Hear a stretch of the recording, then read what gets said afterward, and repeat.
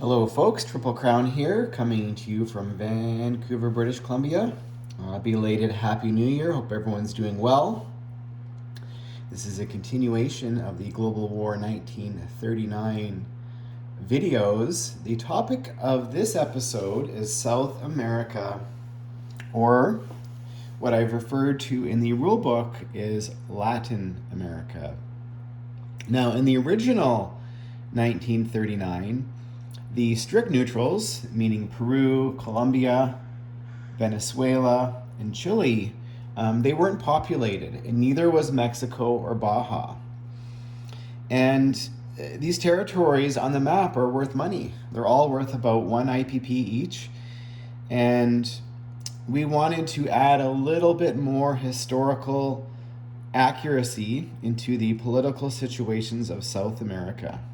Now, it's a little bit fascinating, and every country had its own reasons what they did during the Second World War. Were they pro-Allied? Were they pro-Axis? Were they a strict neutral? And each country had its own specific reasons for doing so. And often they were tied to their economy. Not necessarily whether something was fascist or communist or more of a democratic government. It was more of what I call a selfish reason, or self-serving. And, Brazil, well, their economy was more linked to the United States. They were pro-Allied. Argentina their economies were linked to Italy and Germany, so they were pro-Axis. Well, what about the other nations? I mean, they were strict neutral, and why?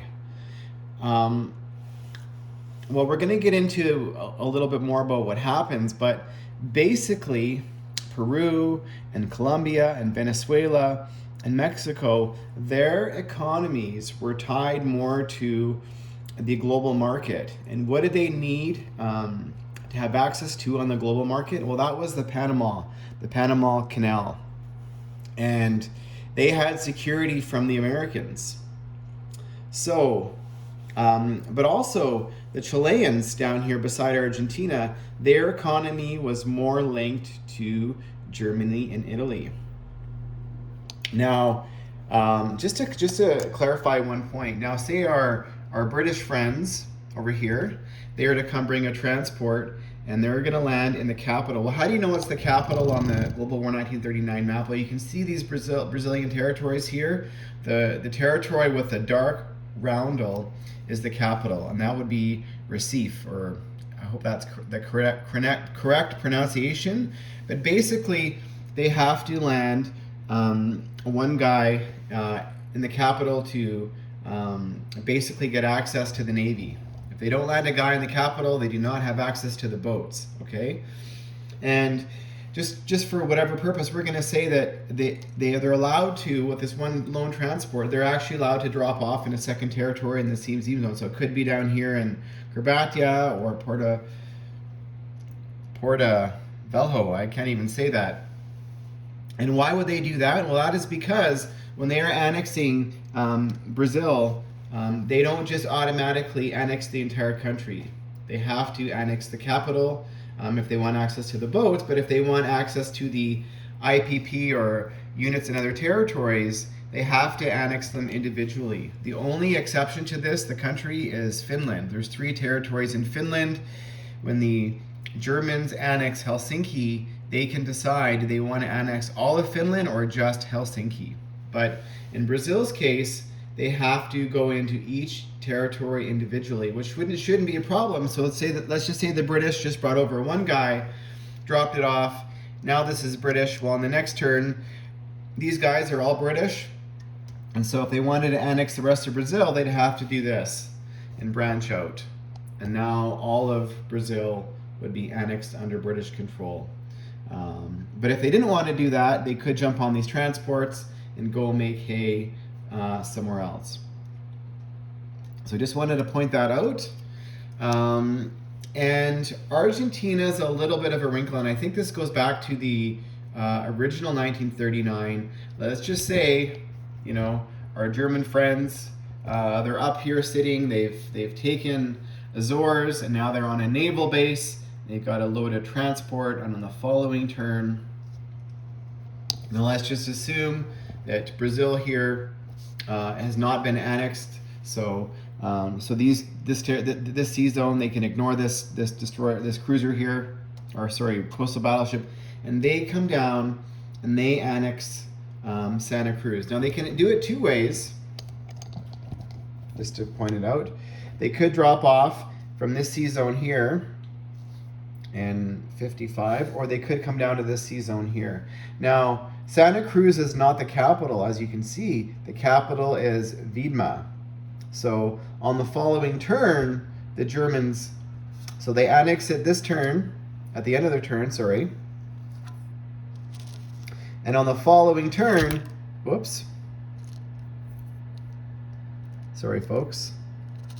Fat fingers. They have to walk up the one territory into Wiedma, okay? And now they have access to these boats. And something we've also, well, why would Germany want to do this? Because this is instantly triggers some things from happening. Instantaneously, the United States, if they're not at war, get a plus 25 IPP for their economy. But now something else happens. Let's just assume that Brazil has not been annexed, that Chile has not been annexed, that basically everything is the way it is. So Chile automatically becomes pro-Axis. So they are no longer a strict neutral. Chile is friends with the Argentinians and the Germans and the Italians, and they say, hey, we are now going to join your cause. So they are now pro-Axis.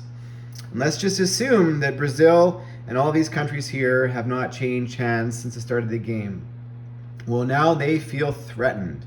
They do not like the fact that their economies could be under a threat.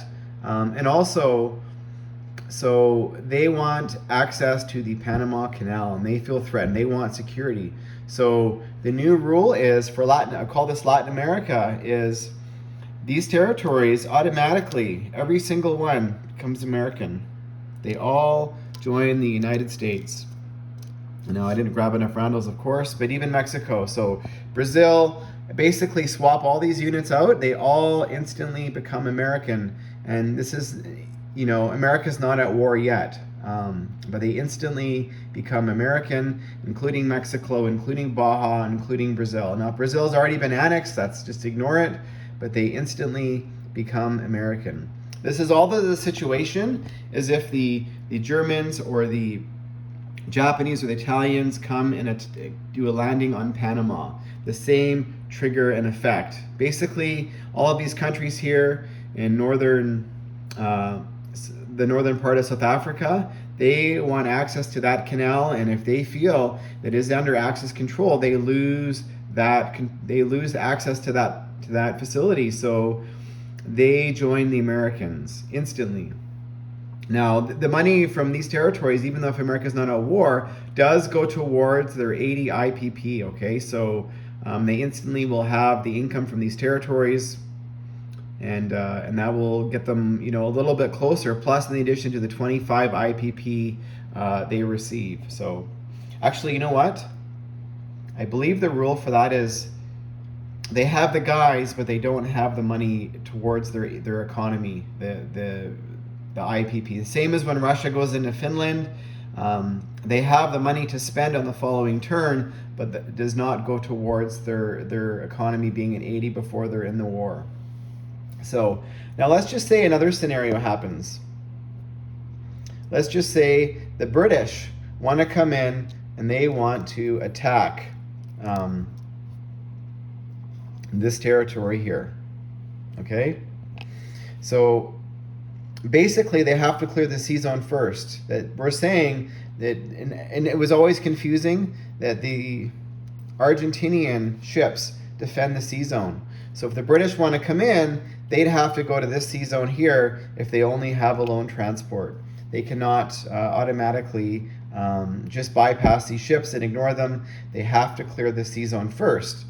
So they could do this two ways, by coming into C-Zone 55, or they could do a landing somewhere up in Brazil and walk down and attack, because maybe their only interest is the capital. Now, something else that we've added, I think this was a house rule that was in the original 1939 that Hilltop used to do, and that was all of the pro-neutrals on the even turn, so the start of round 2, they automatically gain 1 infantry per turn if they have not been annexed. So let's just say at the start of round 2, this roundel is not here, these roundels aren't here, and you would just add on another infantry in the capital of Brazil and another infantry in the capital of Idma. So that is another addition. So sometimes it's advantageous if you're going to go, plan is to annex these countries, that you'd wait a turn. Well, this seems pretty punitive for the Argentinians and the Germans and the Italians, because what are they getting out of this? Well, folks, they are getting something that could be difficult for the Allies to contend with if they are not prepared. So let's just imagine the Germans do a landing here. Well, now, all of a sudden, they have access. Where did I put their transport? Right here. They have access to this naval base. Well, what does this naval base do? Well, it is 3 spots away. They can head east 2 spots, so 1, 2, and now they're in South Africa. And they can get to South Africa 2 ways. They can also go to South Africa by coming up here and do a landing this way. So that is not good for the South Africans. So all of a sudden, South Africa is under threat. Well, what happens if they decide to go west? Well, all of a sudden, 3 spaces, all of a sudden New Zealand is under threat. So that opens the door to the Pacific for the European access. So it depends what the Germans and the Italians and the Japanese want to do, but that is a strategy. Now, annexing Brazil for the Allies is almost a no-brainer. It's either probably going to go to the British or the Canadians, or if they want to leave it a couple turns and let this build up with 1 infantry at the start of every even turn. So the start of round 2, they get a guy. The start of round 4, they get a guy. And this is all of the pro territories. Now also, if Idma is captured, let's just say the Brazilians here, in conjunction with the British, come down and they were able to wipe out the capital. Well, then these ships here, and seize off of Argentina, these 2 silver ships here, they are rolled for. So it's the same as the annexing or attacking Denmark or Norway or all the other strict neutrals, is that you roll for the ships. And I think a 1 to 2 goes German, a 3 to 8 is scuttled, and a 9 to 12 goes Allied. So you do roll for the ships. And that is a quick summary of Latin America. Now, do the Germans want to come down here? Well, you know what? If they started getting rich and they have a navy, or the Italians are here sitting off of Gibraltar, what else are they going to do, right? They get a little bit of a bonus here, a couple of ships, and a bunch of these guys. And these guys here, assuming the Allies have annexed Brazil already and they're gone, all of a sudden they could walk into Brazil and get even more money. So, and now the Allies have to deal with it, right? They can't ignore it. They're going to have to come down here. They cannot ignore the fact that all of a sudden there's a transport here on a naval base. And now all of a sudden, South Africa is under threat. So a little bit of a wrinkle, a little bit of historical accuracy, a little bit of diplomacy and political stuff. We're going to get into some of the other countries as well. We've added a few wrinkles. So in closing here, folks, I just want to say diplomacy and politics, they are in every aspect of our life, whether that's family or friends or work.